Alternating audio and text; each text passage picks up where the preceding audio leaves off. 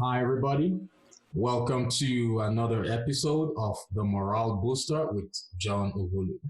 And before I introduce our guest for today, I'd like to remind you to please subscribe to my YouTube channel and remember to hit the like button. So today I have with me a very beautiful and talented lady, and her name is Daphnee Sainvil. Daphnee would be in a better position to explain to us or tell us about herself, but I know she is an influencer, and we obviously would like to hear from her. Welcome on my show, Daphnee.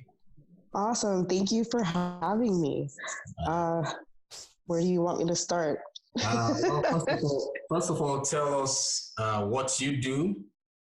Tell us about yourself, who Daphnee is, and we can take it from there. All right. Well, as you said, I'm Daphnee Sainvil. I am born and raised from Miami, Florida. I have a younger brother. I'm a legislative policy advisor for Broward County, Florida, which is in the Fort Lauderdale area. So I represent about 1.9 million residents on behalf of my county, going to Tallahassee and DC, talking to those elected officials, trying to benefit our residents, our businesses and our visitors. And that's, me in a nutshell and what I do. All right, that's awesome. Well, that's a great one. So like you said, you are a policy influencer.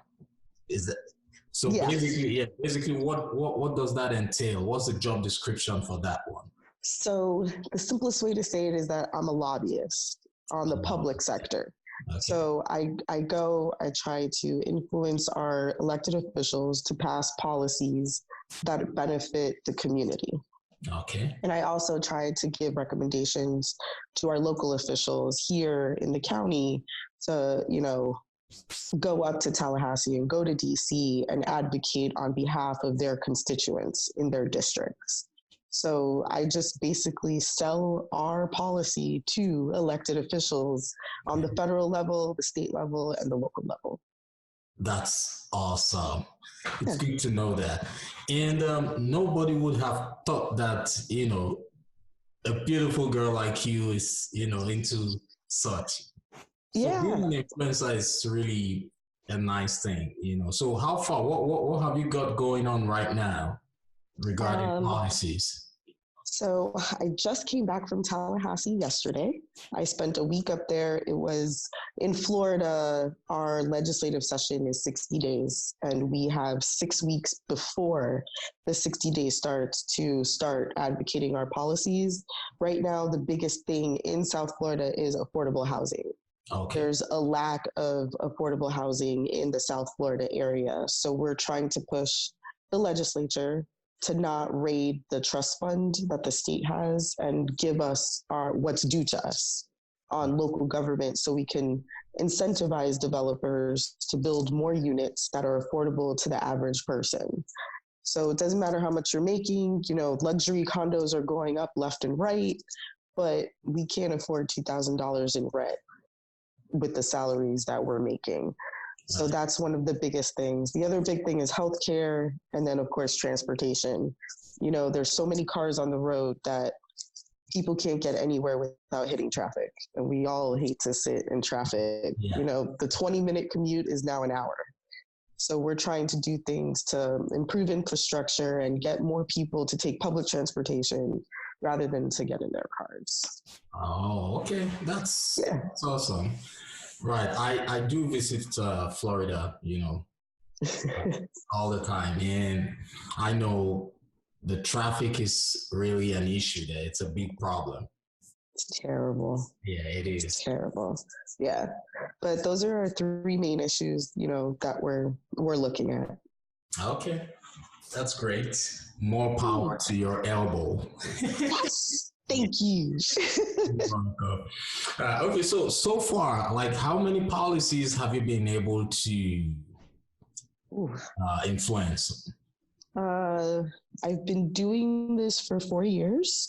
4 years? And for 4 years. So in the 4 years, put together over $30 million in projects that we've been able to, bring to the county. Oh no. Okay. And we have been able to change, I would say, between 15 to 20 different policies. That were really, really beneficial to the people and to keep taxes low. So our goal is not to raise taxes. And we, as Broward County, we haven't raised our taxes in the past, I want to say, 14 years. Okay. We've been able to keep our taxes the same and low, even through the recession in 2007, 2008. Awesome. That's great. Yeah. Yes. I love what I do. I love it. That's obvious, Yeah. So, what would you consider as your greatest achievement so far?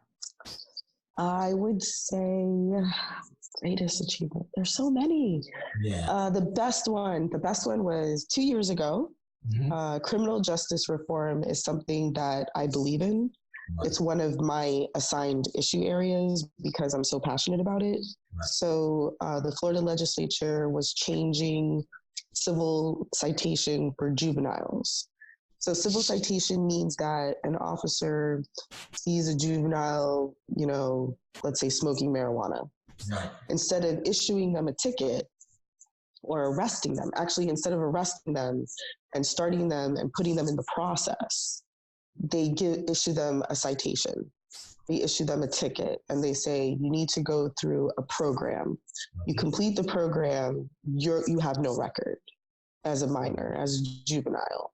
So that's a law that we changed to make it mandatory that the first time an officer interacts with a juvenile for a misdemeanor offense, that they don't arrest them, they give them a civil citation.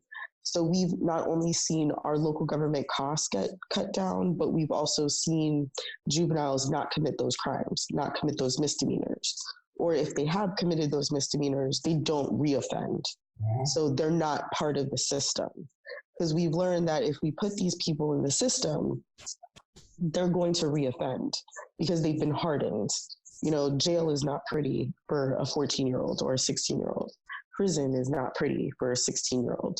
So we're doing a lot to try to prevent juveniles from going down the path of delinquency. And state law was changed to make that a mandatory first-time issuance. And I was really proud to really push that and make that happen. That's awesome. Yeah. I like it. I like what you're doing, especially with the fact that, you are trying to implement things that would save lives, things that will make your community a better place. It's awesome. So how did you get into that sector? Oh, wow. I fell into it. I went to law school in Lansing, Michigan, thinking I was going to be a lawyer, going to court every day, arguing cases. And I realized it wasn't for me.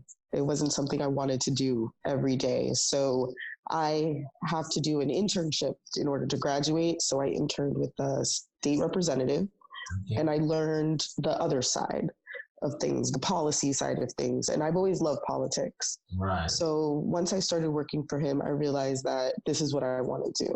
I want to help from the back end. I want to, shape that policy or influence that policy, because even though it may not have my name on it, but right. I know what I've done to influence that positive change.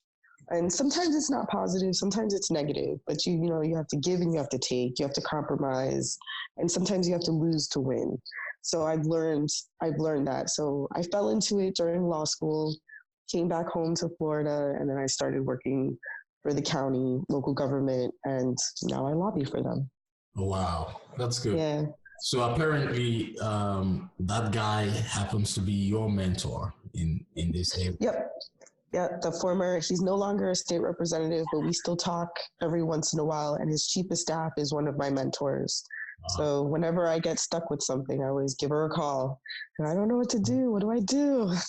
And she'll help me out. So right. I really appreciated them. That's a nice one. So how often do you guys travel? Does it a lot of traveling? Yeah, so we travel 6 weeks out of the year back and forth to Tallahassee. And for 60 days, I moved to Tallahassee and I live up there during their legislative session. And then we go to DC maybe 3 or 4 times a year. So I would say maybe 4 months, 4 or 5 months out of the year, we're really going to a lot of places, conferences, seminars, learning new things, trying to hone in on how to advocate appropriately and different policy issues that come up. Right. Okay. Yeah. So, in the course of your job, what happens to be your biggest challenge? Or what challenges do you normally encounter? I'm a woman in a man's world. It's a doggy. There's no difference anymore, you know. No, it's still that way. Politics is still, the good old boys club. The men want to talk to the men, and being a minority woman, it's double the work. So not only do I have to prove myself as a woman, I have to prove myself as, a Caribbean woman. Like my parents are from Haiti and Cuba, so I'm Haitian Cuban American. Right. And you have to garnish that respect in order to sit at the table. You would think it's easy. Oh, yes, okay, we have a young, bright, smart woman here. But they think that we're going to put a lot of emotion into things. They think we're going to twist the argument and, cry all the time. And they give us a seat at the table expecting us not to voice our opinion. So it's very rare to see someone like me work up in Tallahassee or go to DC and meet with elected officials. And I think the reason why I do it, other than the fact that I love it, is because I'm paving the way for our future. Right. For our girls right now to look up and say, oh, look at what she's doing. I can do that too. And that's the hope I want to give to our future generation. So the challenge is to, garnish that respect from the old timers, Right. because we still have those conservative men who think that women need to be at home, take care of the kids and cook them dinner. Well, and, right, but professional women, process. And it's all about balance. Like I can still go home early. I can still cook dinner and take care of my significant other and myself. Right. I take care of my family. I take care of who I need to do. It's all about work-life balance. I'm not just going to work. But that's one of the biggest challenges, is to get that respect from different people. Right. That makes a lot of sense. Yeah. So for my viewers who are actually watching this program, it's like a coaching and a mentoring platform. So we help people, show who they are to the world. And we also teach those who are watching the program how to become successful, how to chase their dreams, and how to achieve their goals. So if you were to advise somebody, say someone who's just getting out of college, if you were to advise them on how to get into the policy, influencing, lobbying, what would be your advice to them? Find a mentor. Right. Find somebody in the industry. It can be an attorney working at a law firm that has a government affairs section to it. It could be a representative, an elected official. Reach out to their office. They are more than happy to take on, interns so you can learn the ropes, and then you never know, they could hire you on. That's what happened to me. Right. I started off as an intern. I learned the ropes, and then I got hired part-time and then full-time. And show that you have the passion for it. Right. Don't just do it because you want to be on TV and you want to be recognized. Yeah. Show that you really care about certain issues. If you care about health, if you care about the environment, reach out to those associations and industries that are really huge influencers in those fields, and carry yourself with respect and integrity, because that is what's going to make you different and stand out from the rest of everybody. And don't give up. If the door closes, don't just give up and walk away. Just keep knocking at it. It's going to open up, and it's going to be for something bigger than what you thought it was. So that's the advice I can give to someone who wants to break in the industry. And when they do break into it, never lose yourself. And that's really important because a lot of people come into lobbying, for large, big interests, private companies, and they lose who they are. Mm-hmm. Don't lose yourself. Don't lose your values and your morals for your company, because they can fire you tomorrow and you have no integrity. You have no respect. You have no self-esteem after that. So don't forget to treat others with respect, treat yourself with respect, but don't lose yourself. Right. That's a good one. What you're talking about is just basically for them to have their core values. So, correct. Yeah, irrespective of what you do, your core values are the things that would guide you. Those are the things that would still help you hold your head high no matter the situation. Correct. Yes. Correct. You also talked about persistence. Yeah. Persistence is paramount in whatever we do. So for people watching this video, persistence is key in everything you do. She has said it. It might sound like a cliche, but it is what it is. Persistence is key in whatever we do. So I really do appreciate you for coming, joining us on this program. And I guess you already have plans for the holiday. I'm going to cook for family. Right. Right. Thank you. It was nice talking to you, and I really do appreciate everything, the time, the advice you've given to the viewers. I look forward to having you on other episodes. Awesome. Thank you. I look forward to coming on again. Thank you for having me. All right. Thank you very much, Daphnee.